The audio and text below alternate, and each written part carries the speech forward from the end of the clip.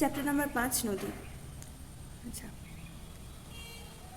নদী মানে কীরকম না, জল যেখান থেকে নদী আমরা সবাই জানি যে একটা উৎসস্থল থাকবে, মানে অর্থাৎ যেখান থেকে নদীটি তৈরি হবে, আর একটা থাকবে মোহনা, মানে যেখানে নদীটি অন্য কোনো জায়গায় যেয়ে মিশে যাবে। সেটা সাগর হতে পারে, উপসাগর হতে পারে, হ্রদ, জলাশয় বা অন্য কোনো নদী, যা কিছুই হতে পারে। তো এটা হলো মোহনা। এবার এখানে উদাহরণ হিসেবে বলছে গঙ্গোত্রী হিমবাহ থেকে, গঙ্গোত্রী হিমবাহের গোমুখ গুহা থেকে গঙ্গার উৎপত্তি হচ্ছে। তেমনি গঙ্গা বঙ্গোপসাগরে যেহেতু মিশে যাচ্ছে, তার জন্য ওটা মোহনা। উৎস আর মোহনার ব্যাপারটা এরকম। কয়েকটা নদীর নাম দিয়েছে যেগুলো কিনা আমাদের জন্য ইম্পর্টেন্ট কয়েকটা নদী। আচ্ছা, যেমন হতে পারে আমাদের নীল নদ বলা হয়, নদী বলা হয় না, নীলকে নদ বলা হয়, যেটা কিনা আফ্রিকার মধ্যে রয়েছে। তেমনি ভারতবর্ষের মধ্যে আমরা জানি গঙ্গা রয়েছে, ব্রহ্মপুত্র রয়েছে, এগুলো রয়েছে। এখানে ইয়াংশি কিয়াং বলে একটা নদী আছে, যেটা কিনা চীন দিয়ে বয়ে যায়, চীনের উপর বয়। ভলগা বলে যে নদীটি আছে, সেটা আমাদের ইউরোপে বয়ে চলে। অ্যামাজন যেটা আছে, বা আমাজন যেটা আছে, সেটা এটা ছিল দক্ষিণ আমেরিকা। উত্তর আমেরিকাতে তেমনি মিসিসিপি, মিসৌরি আর মরে ডার্লিং নদী অস্ট্রেলিয়াতে, কিছু প্রমুখ নামকরা নদী। ওকে, এখানের মধ্যে জায়গাগুলোর নাম দিয়েছে এবং বলেছে যে আমরা কখনো কখনো মানে যেভাবে ভাগ করে ছবিতে দেখাতে গেলে কী করবো, আমরা ছোট জায়গার মধ্যে বড় জিনিসকে দেখাবার জন্য ছোট ছোট লাইন, ছোট ছোট জিনিস দিয়ে বোঝাবার চেষ্টা করবো, সেটা এখানের মধ্যে বলেছে, আর কিছু নেই এখানে। এবার দুটো শব্দ আছে, একটা হচ্ছে ধারণ, অববাহিকা। ধারণ করার অর্থে কি? ধারণ মানে কি বলা চলে, ধারণ মানে সম্পূর্ণটাকে নিয়ে নেবে, মানে ধারণ করা মানে ওটার মধ্যে ধরে রাখা থেকে ধারণ করা আসছে, ঠিক আছে? অর্থাৎ কি, যে অববাহিকা। আর অববাহিকা মানে কি জিনিস? অববাহিকা মানে হচ্ছে সেই নদীটা রইলো, সেই নদীটা যেখান দিয়ে যাচ্ছে, বিরাট নদীটা, ঠিক আছে? সেই জায়গার মধ্যে কি হচ্ছে না, বিভিন্ন স্থানে বৃষ্টি পড়ছে, জল পড়ছে, সেখান থেকে কী হবে, সেই জলগুলো আস্তে আস্তে সেই নদীর সাথে মিশে যাবে। বলছে পর্বতের বরফ গলা জল বা বৃষ্টির জল অসংখ্য ছোট ছোট জলধারার মাধ্যমে বয়ে বড় নদীতে মিশে যাচ্ছে বা বড় নদী তৈরি করছে। এই জলধারা সহ মূল নদীটি যে বিরাট অঞ্চলের উপর দিকে প্রবাহিত হয়, সেই অঞ্চলকে ধারণ অববাহিকা বলছে। আচ্ছা, এবার যখন ধারণ অববাহিকা বলছে, তখন আরেকটা জিনিস বুঝতে হবে। আচ্ছা, আমরা যখন গঙ্গা নদী দেখছিলাম আগের দিকে, তখন কি হচ্ছিল না, গঙ্গা নদী যখন আসছিল, এভাবে আসছিল এখানে পশ্চিমবঙ্গের নিচে দিয়ে যে বঙ্গোপসাগরে, এখানে উত্তরাখণ্ডের কিছু বরফযুক্ত অঞ্চল গঙ্গোত্রী হিমবাহ থেকে আসছিল। এবার এরই মাঝে একটা স্থান ছিল, যেটা কিনা ছিল আমাদের এলাহাবাদ বা প্রয়াগরাজ। সেখানের মধ্যে কি হচ্ছিল না, এখান থেকে যমুনা নদী এসে মিশছিল। অর্থাৎ কি জিনিস হচ্ছে, যে একটা নদী আসছিল যমুনা হিসাবে, এছাড়াও আরও অনেক নদী এখানের মধ্যে এসে মিশছে। তেমনি কি হচ্ছে, যখন পশ্চিমবঙ্গ আর বাংলাদেশের বর্ডারে যাচ্ছিল, তখন কি হচ্ছিল, বাংলাদেশের দিকে পদ্মা নামে এই গঙ্গা চলে যাচ্ছিল, আর ভারতবর্ষের মধ্যে আমাদের পশ্চিমবঙ্গের মধ্যে দিয়ে এই নদীটি ভাগীরথী হুগলি নামে দক্ষিণ দিকে বঙ্গোপসাগরের সাথে মিশছিল। অর্থাৎ কি হলো, প্রত্যেকটা নদীর ক্ষেত্রে এরকম হয়, কিছু নদী এসে তার সাথে মিশে যায়, মূল নদীর সাথে মিশে যায়। তেমনি একটা সময় পর ওই নদীটা নিজেই বিভিন্ন ভাগে ভাগ হয়ে যায়। যখন এই নদীগুলো যেগুলো এসে মিশছে, এগুলোকে বলা হয় উপনদী। আর যেগুলোতে ভাগ হয়ে যাচ্ছে লাস্ট দিকে এখানে, সেগুলোকে বলছে শাখা নদী। এবার এটা অনেক সময় অনেক কনফিউশন হয়ে যায়, আমরা অনেক সময় মনে রাখতে পারি না। তাহলে আমরা কিভাবে মনে রাখতে পারি না, গাছের যেমন শাখা প্রশাখা হয়, শাখা প্রশাখা মানে কি, শাখা হচ্ছে, সেখান থেকে বলতে পারি যে আমরা কোনো বলি না ব্রাঞ্চ মানে, বা কোনো একটা কোম্পানির এটা একটা ব্রাঞ্চ হতে পারে, এটা আসল কোম্পানি, এটা একটা শাখা। তো শাখা আমরা জেনারেলি বলে থাকি সেই মেন জিনিসটারই আরেকটা ভাগ অংশে, সেই হিসাবে আমরা মনে রাখতে পারি শাখা মানে কিছুই না, নদীটা নিজেই ভাগ হয়ে যাচ্ছে বিভিন্ন ভাগে, সেটা হচ্ছে মূল নদী থেকে শাখা নদী। ওকে, আর যেগুলো এসে মিশছে সেগুলো কিনা উপনদী। এবার জলবিভাজিকা, অর্থাৎ মনে হচ্ছে যেখানে জলটা ভাগ হয়ে যাবে, মানে যদি কোনো পাহাড়ি এলাকা হয়, এখানে উঁচু পাহাড়ি এলাকা হয়, আর নদীটা যাচ্ছে এই দিক দিয়ে, তাহলে এখানে যে জলটা আসবে, এদিকে যে জল পড়বে বা বৃষ্টি আসবে বা যাই হোক না কেন, এইখানে জলটাই কিন্তু এই নদীতে যেয়ে মিশতে পারবে, এই দিকের কোনো অংশের জল এখানে মিশতে পারবে না। বা দুটো নদী যাচ্ছে, সেই দুটো নদীর মাঝে যদি পাহাড় থাকে, তাহলে কি এই দিকে ঢালে যে নদীটা থাকবে সেই দিকে ওই ঢালের জল যাবে, এদিকে অন্য ঢালে।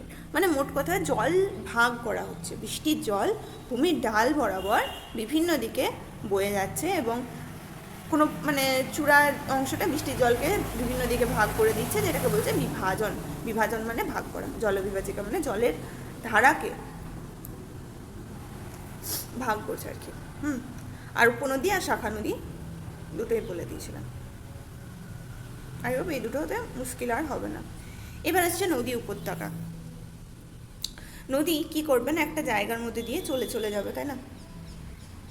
এই যেখানে নদীটা যাচ্ছে, তো এই যে নদী যাচ্ছে সেইটা কি বলছে, এই নদী যে পথ দিয়ে বয়ে যাচ্ছে সেটাকে বলছে নদীর উপত্যকা।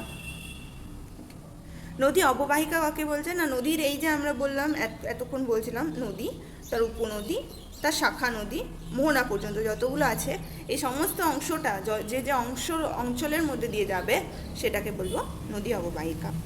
দোয়াব, দোয়াব যখন বলা হবে তখন দো শব্দের অর্থ দুই, ভাগ করবো, আর আব শব্দের অর্থ জল বা নদী। দুটো জলভূমির মাঝের যে অংশ, মানে যে দুটো জলভূমি আছে, জল আছে মানে নদী আছে, সেই দুটো মাঝের অংশ তাদেরকে বলবো দোয়াব অংশ। যেমন হতে পারে আগ্রা, আগ্রা, এলাহাবাদ প্রভৃতি সব। এবার আমরা আবার নতুন নতুন ডেফিনেশন দিচ্ছি। আন্তর্জাতিক অন্তর্বাহিনী। আন্তর্জাতিক মানে কি, আন্তর্জাতিক মানে ইন্টারন্যাশনাল, মানে যেগুলো দুটো দেশের মধ্যে হয়। তাহলে ইন্টারন্যাশনাল মানে কি, দুটো দেশ বা বেশি দেশের মধ্যে। তাহলে যে সকল নদীগুলো একাধিক দেশের মধ্যে দিয়ে প্রবাহিত হবে তাদেরকে বলবো আন্তর্জাতিক। তেমনি অন্তবাহিনী নদী, অন্ত মানে ভেতরে, অন্ত মানে ভেতরে, অন্তর থেকে আসছে, মানে ভেতর থেকে, অন্তর। তো কী জিনিস সেটা কিনা একটা দেশের মধ্যেই শুরু হবে আর সেই দেশের মধ্যেই কোনো জলাশয়ে বা হ্রদে যেয়ে মিশে যাবে। যেমন রাশিয়ার আমু দরিয়া, ভারতের লুনি, এ ধরনের নদীর উদাহরণ। আচ্ছা, এবার দুই ধরনের আরও নদীর ভাগ করা হয় জলের উপর নির্ভর করে, নিত্যবহ আর অনিত্যবহ। নিত্য শব্দের অর্থ কি, সবসময়। বহ মানে বলছে বহন করছে, মানে নদীতে জল থাকছে, অর্থাৎ সারা বছর ধরে যে নদীতে জল থাকবে, যেটাকে বলছে পেরিনিয়াল রিভার বা নিত্যবহ নদী। তেমনি যখন জল থাকবে না সারা বছর সেটাকে বলবে অনিত্যবহ নদী। এগুলো কি হবে, জেনারেলি এই অনিত্যবহ নদীগুলি বর্ষার জলে পুষ্ট হয়, অর্থাৎ বর্ষার জলের কারণে তৈরি হয় এবং শেষ হয়। তার কারণে কি হয় না, বর্ষার সময় বেশি জল থাকে, তেমনি এমনি সময়ে গ্রীষ্মের সময় নদী জল শুকিয়ে যায়, তাই অনিত্যবহ। তেমনি নিত্যবহ নদীও আছে। নিত্যবহ মানে হচ্ছে নিয়মিত জল দেখা যায়, যেমন হচ্ছে গঙ্গা। কেন দেখতে পাওয়া যায় না, বরফ গলা জলে পুষ্ট, অর্থাৎ বরফ গলা জলে। এবার এমন হতেই পারে যে ওই নদীটা বরফ গলা জলে পুষ্ট নয়, তবুও সারা বছর জল থাকে, নদীটাই বড়, এরকমও নদী হয়। তবে জেনারেলি আমরা বলতে পারি যে বরফ গলা জলে পুষ্ট নদী, সারা বছর জল থাকে, তাই নিত্যবহ নদী। মানে নিত্যবহ মানে হচ্ছে সারা বছর জল থাকলেই নিত্যবহ। তার একটা উদাহরণ হচ্ছে বরফ গলা জলে পুষ্ট নদী।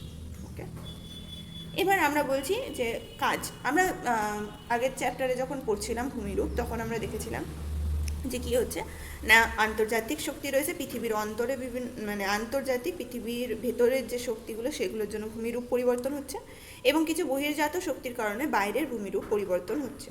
তো এই বহির্জাত যে ঘটনাটা, শক্তিগুলো, তার মধ্যে একটা শক্তি নদীর শক্তিকেও ধরা হয়। এবার নদী কী করে, যখন প্রথম দিকে শুরু হয় পাহাড়ের উপর দিয়ে শুরু হচ্ছে তো, বা অন্য কোনো উঁচু স্থান থেকে, তখন যেখানে শুরু হয় তখন জল মানে ঢাল যেহেতু বেশি থাকে, তাই জেনারেলি খুব গতিতে যায়। তখন কি হবে না, নদী ধাক্কা দেবে মাটি, বালি, ছোট বালি, নুড়ি সমস্ত কিছুকে, যে এবং ক্ষয় করবে, প্রত্যেকটা জিনিসকে ক্ষয় করে এগিয়ে নিয়ে যাবে, সেটা হচ্ছে ক্ষয় কার্য। তেমনি নদী আরেকটা কাজ করতে পারছে, সেটা হচ্ছে বহন করা। বহন মানে ক্যারি করবে, অর্থাৎ ট্রান্সপোর্টেশন। অর্থাৎ সেই নদীর মধ্যে যে ছোটো ছোটো টুকরোগুলো এলো চূর্ণ ক্ষয় কাজের কারণে, সেগুলোকে সে আগের দিকে বয়ে নিয়ে যাচ্ছে, তা সেটা হচ্ছে বহন কার্য। তেমনি সঞ্চয় কার্য, সঞ্চয় মানে আমরা এক জায়গায় জমা করে রাখছি, জমা করা, সঞ্চয় করা মানে জমা করা। তাই এখানের মধ্যে এই স্রোত যখন কমে যাবে, নদীর গতি যখন কমে যাবে, তখন এই যে জিনিসপত্রগুলো সেই যে বয়ে নিয়ে যাচ্ছিলো সেগুলো এক জায়গায় সঞ্চয় হয়ে যাবে, সেটা হচ্ছে সঞ্চয় কার্য। এবার জেনারেলি কী হয়, নদী যখন শুরুর দিকে শুরু হয় তখন সেটাকে বলে আমাদের প্রথম এবং তারপরে দ্বিতীয় অবস্থা, মানে সমতলে যখন চলে আসে তখন, আর একবারে শেষের দিকে তৃতীয় পদক্ষেপ। কীরকম, প্রথমে বলছে আমাদের যেমন আমাদের জীবন চলে কীরকম না, আমরা ছোট থাকি, তার থেকে পরিণত বয়সে পৌঁছায়, তারপরে বার্ধক্যে পৌঁছায়, তেমনি নদী উচ্চ প্রবাহ, মধ্য প্রবাহ এবং নিম্ন প্রবাহের দিকে যায়। উচ্চ প্রবাহ অর্থাৎ আমরা ধরে নিতে হবে পাহাড়ের মধ্যে দিয়ে যখন যাচ্ছে তখন কী হবে, ক্ষয়কার্য বেশি করবে। মধ্য প্রবাহে কী করবে, ক্ষয় কার্যও করবে, বহনও করবে, তবে বহন কার্যটা বেশি দেখতে পাওয়া যাবে। আর নিম্ন প্রবাহে কী হবে, আমরা বেশি সঞ্চয় দেখতে পারবো। ওকে,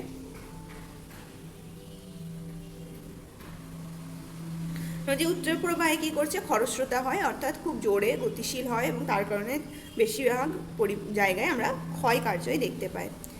এবার কি হয়, এই ক্ষয় কার্য করবার সময় যে রাস্তা দিয়ে যায় সেটাকে বলে আমরা নদী উপত্যকা। সেই নদী উপত্যকা কী হয় না, ভি অক্ষর বা আই অক্ষরের মতন যখন নদী উপত্যকা এই ধরনের আকৃতি নিয়ে নেয় সেটাকে বলছে গিরিখাত। এবং এই গিরিখাতই যখন আরও বৃষ্টিহীন পার্বত্য অঞ্চলে, শুষ্ক অঞ্চলে সুগভীর হয়ে যায় তখন সেটাকে আমরা বলি ক্যানিয়ন।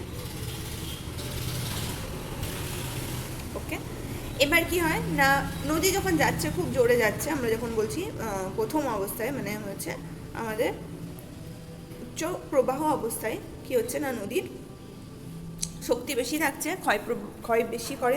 তাই যদি নদীর এই পথেই যদি একটা কঠিন আর নরম দুই ধরনের শিলা পরপর অবস্থান করে, শক্ত আর নরম শিলা যেটা বলছে অনুভূমিকভাবে অবস্থান করে, তখন কি করবে, নদী অনুভূমিকভাবে থাকা নরম শিলাকে তাড়াতাড়ি ক্ষয় করবে আর শক্ত শিলাকে কম ক্ষয় করতে পারবে। তার কারণে নদীর পথে কি হবে না, এরকম ধাপের সৃষ্টি হবে, এবং ধাপের সৃষ্টি হতে হতে কি হবে না, নদীর জল যেন উপর থেকে নিচে পড়ছে, নিচের দিকে চলে যাবে, তখন সেটাকে বলছে ওয়াটারফল বা জলপ্রপাত, পশ্চিমঘাটের যোগ জলপ্রপাত।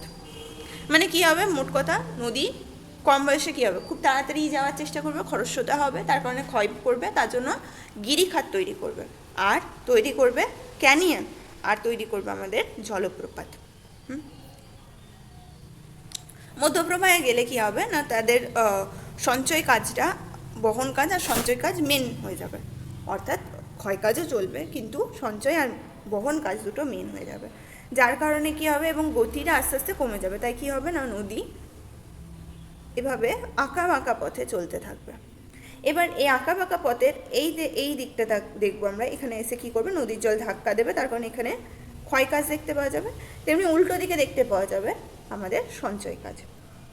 এবার এটাকে বইয়ের মধ্যে কীরকমভাবে লেখে আমি বলছি, এদিকে উত্তল তলে ক্ষয় কাজ চলে, অবতল তলে সঞ্চয় চলে। তাহলে এটা হচ্ছে অবতল তল, আর এই দিকটা হচ্ছে আমাদের, মানে এই ভেতর দিকটা এটা হচ্ছে অবতল তল, আর এটা আমাদের বর্তমানে উত্তল তল। ঠিক আছে,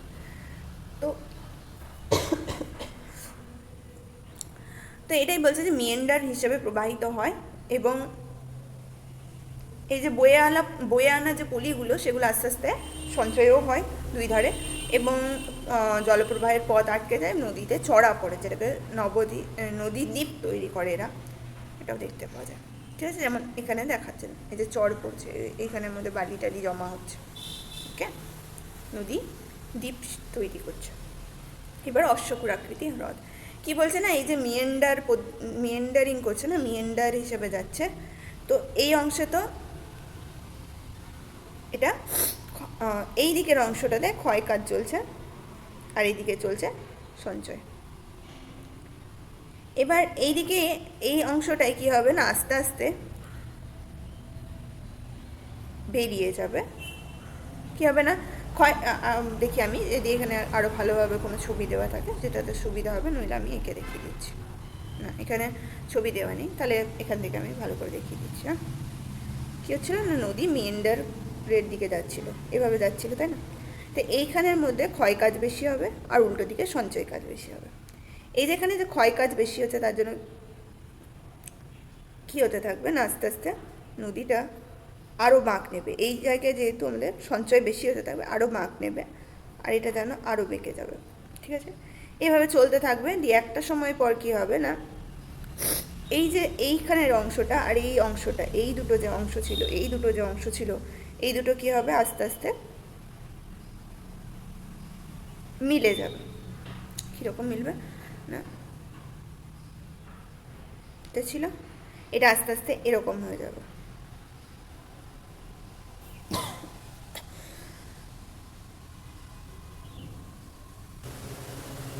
মানে কি হচ্ছে না, এই যে এই দুটো অংশ আস্তে আস্তে কী হবে, আস্তে আস্তে এইদিকে তো ক্ষয় কাজ চলছেই চলছে, আস্তে আস্তে কী হবে, এই দিক থেকে এগিয়ে আসবে একে অপরের দিকে, আর এই অংশটা লাস্টে এরকমভাবে ভাঙা পড়ে যাবে, আর নদী নিজের মতন করে বয়ে যাবে। এর ফলে যে হ্রদটা তৈরি হলো তাকে বলছে আমাদের অশ্বক্ষুরাকৃতি হ্রদ। ঠিক আছে, এই ছবিতে আরেকবার ভালো করে বলে দিলে ভালো হবে, কারণ আমার মনে হয় এটা আমার বোঝাতে অসুবিধা হয়েছিল। এভাবে মিয়েন্ডারিং করতে করতে যখন যাচ্ছে, তখন এইখানের মধ্যে এই অংশে ধাক্কা দিচ্ছে, উত্তল তল এই অংশেও ধাক্কা দিচ্ছে, তার ফলে এইদিকে কী হবে, আস্তে আস্তে ভেতর দিকে যেতে থাকবে, ক্ষয় কার্য হচ্ছে, আর উল্টো দিকটা কী হচ্ছে, সঞ্চয় হচ্ছে, তাই এখানের মধ্যে বালি চর জমা হতে থাকবে। তো এই এইভাবে আস্তে আস্তে কী হবে, এই দুটো অংশ নিজে থেকে জুড়ে যাবে, এবং বাকি যে অংশটা ছিল, এই দুটো অংশ একে অপরের সাথে জুড়ে যাবে, দিয়ে একটা নদীর স্রোতে তৈরি করবে, আর বাকি যে অংশটা ছিল সেটা কিনা এরকম হ্রদের আকারে রয়ে যাবে। ঠিক আছে, যেটাকে আমরা বলছি অশ্বক্ষুরাকৃতি হ্রদ। এবার মধ্যপ্রবাহের পর যে নিম্নপ্রবাহ পর্যন্ত যাচ্ছে, সেখানে বেশিরভাগ পর্যন্ত কী হয় না, আমাদের সঞ্চয় কাজ চলে, কারণ গতিটা কমে যায়, তাই জন্য আর এগুলোকে বয়ে নিয়ে যেতে পারে না। এবার কী হয় না, কখনো কখনো বন্যার মাধ্যমে কী হয় না, প্লাবন ভূমি, প্লাবন মানে হচ্ছে ফ্লাড, ফ্লাড মানে হচ্ছে বন্যা, বন্যার মাধ্যমে কী হয় না, নদীর বালি পলি যা কিছু নিয়ে এসেছিলো সেগুলো দুকুল দিয়ে বন্যার সময় অতিরিক্ত জলের সাথে দুই ধারে বিস্তীর্ণ এলাকায় বন্যার সময় পলি সঞ্চিত করে, সেটাকে বলছে প্লাবনভূমি। তেমনি একটা অংশ আছে যেখানে লাস্টে, যেমন আমরা যদি দেখি সুন্দরবন অংশের মধ্যে লাস্টে যখন নদীটা এভাবে যাচ্ছে, গঙ্গা নদী, তখন কী হচ্ছে না, বিভিন্ন অংশে বিভিন্নভাবে শাখা নদী তৈরি করবে অনেক কটা, এবং কী করবে না, এদের মধ্যে থাকা বিভিন্ন ধরনের পলি বালি কাঁকড় এসবগুলো কী হবে না, এগুলো জমা হয়ে যাবে, এবং কী হবে না, এখানের মধ্যে ত্রিভুজ আকৃতির বদ্বীপ, দ্বীপ তৈরি করবে, যেটাকে আমরা বলবো বদ্বীপ, বয় আকৃতি হয়ে যাচ্ছে, বা ডেল্টা, বাংলার মাত্রাহীন বয়ের মতন। ঠিক আছে, তো এটাকে বলছে বদ্বীপ। বদ্বীপ অংশ শুধুমাত্র বয়ের আকারে হয় এরকম নয়, আরও অনেক ধরনের হতে পারে, যেমন পাখির পায়ের মতন হয়ে থাকতে অনেক সময়। ঠিক আছে, তো এগুলো হচ্ছে আমাদের বদ্বীপ অংশ। যেমন পৃথিবীর সবচেয়ে বৃহত্তম নদী বদ্বীপ নেই, যেমন হচ্ছে অ্যামাজন যে নদীটা বলছিলাম, সেখানে কোনো আমরা কিন্তু বদ্বীপ দেখতে পারি না। কেন? কারণ এখানের মধ্যে বলা হয় যে নদীটার স্রোতটা বেশি থাকে, অনেক কারণ হতে পারে, বেশিরভাগ কারণ এরকম হয়ে থাকে যে উঁচু হয়ে থাকে জায়গাটা, এবং সেখান থেকে নিচু জায়গার মধ্যে যেতে হয়, তাই না? এই যে উচ্চতাটা যেটা আমরা দেখতে পাচ্ছি এই অংশের মধ্যে, আমাদের সুন্দরবনের মধ্যে, সেটা খুবই নিচু, কোনোরকম কোনো উচ্চতার ফারাক তেমন দেখতে পাওয়া যায় না। তার কারণে কী হয় না, বেশি বহন ক্ষমতা থাকেই না। কিন্তু যদি এই জায়গার মধ্যে আবার লাস্টে যাবার আগে উঁচু স্থান চলে আসে, দিয়ে তারপর নিচুর দিকে যায়, তাহলে আবার কি জোরে পড়বে, তার ফলে কী হবে, একে সঞ্চয় করবার দরকার পড়বে না, একেবারে সমুদ্রের মধ্যেই পড়ে যাবে সমস্ত জিনিসের সাথে। তো এই রকমই ঘটনা হয়ে থাকে। তার কারণে আমাদের অন্যান্য যে পূর্ব বাহিনী নদীগুলো, মানে যেগুলো পূর্ব দিকে বঙ্গোপসাগরে পড়ছে, তাদের বদ্বীপ দেখতে পাওয়া যায়, কিন্তু পশ্চিম দিকে ভারতের বর্ষের যে পশ্চিম দিকের অংশগুলো আছে, সেই নদীগুলো যেমন নর্মদা, তাপ্তি, এই নদীগুলোর কিন্তু আমরা কোনো বদ্বীপ দেখতে পাই না, কারণ ওই দিকটা উঁচু হয়ে যায়। ওকে, নদী যখন মোহনাতে মিশছে তখন ওই স্থানটা উঁচু হয়ে যায়, এবং তার ফলে কী হয়, নদীর গতি বেড়ে যায়।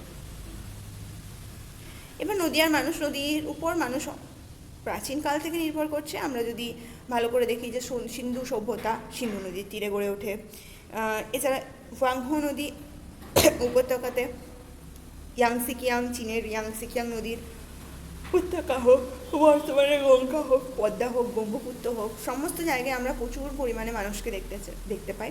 মিশরীয় সভ্যতা কিন্তু নীল নদের তীরে, অর্থাৎ আফ্রিকার মিশরীয় সভ্যতা বলছে, ওই অংশের মধ্যে তৈরি হয়েছিল, মানে নীল নদ, আফ্রিকার যে নীল নদ বলেছিলাম, সেই নীল নদের তীরে মিশরীয় সভ্যতা শুরু হয়েছিল। তেমনি টাইগ্রিস, ইউফ্রেটিস নদীর তীরে কী হয় না, সুমেরীয় সভ্যতাও তৈরি হয়েছিল। তো এই সমস্তগুলো কি না, নদীর পাশাপাশি কেন, কারণ নদীর উপর নির্ভর করে এক তো মানুষ জল পায়, তাছাড়াও পলি সমভূমির উপর নির্ভর করলে কী হবে না, ওখানের মধ্যে চাষাবাদ ভালো হয়। এছাড়া আমরা যদি কোনোভাবে ভালোভাবে জলকে কাজে লাগাতে পারি, তাহলে আমাদের পানীয় জল থেকে শুরু করে ব্যবহারযোগ্য জল সেগুলো কিন্তু পাওয়া যাবে, তাই না? তাছাড়াও নদীর মধ্যে মাছ পাওয়া যায়, বিভিন্ন ধরনের গাছের বাঁচার জন্য আমরা বললাম কৃষিকাজের জন্য নির্ভর করে। তো বিভিন্ন কাজ আছে, যেমন নদী পরিবহনের জন্য, ব্যবস্থার জন্য প্রচণ্ডভাবে নির্ভরযোগ্য। তো যে এই যে ভ্রমণ, পর্যটন, প্লাবনভূমি, কৃষিজমি, জলসেচ, জলবিদ্যুৎ প্রকল্প, পরিবহন ব্যবস্থা, সমস্ত কিছুর জন্য নদী কিন্তু আমাদের জন্য ইম্পর্টেন্ট নদী হয়ে যায়। ওকে, এবার বলছে যে আমরা কী করছি না, আগেকার দিনে দেখতে পাওয়া যেত নদীর মধ্যে বর্ষাকালের মধ্যে বেশি পরিমাণে আমাদের বৃষ্টি হওয়ার কারণে বন্যা আসতো।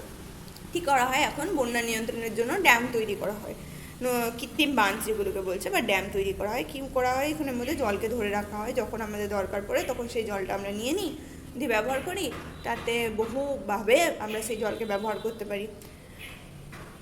আর যখন আমাদের বন্যা আসবার সময় হয়, তখন জলটাকে আমরা চ্যানেল হিসেবে আস্তে আস্তে করে ছাড়া হয় বা নিয়ন্ত্রণ করা হয়, যাতে হঠাৎ করে জল এলে যেটা কি হয় না, আমাদের বন্যা যেন না হয়ে যায়।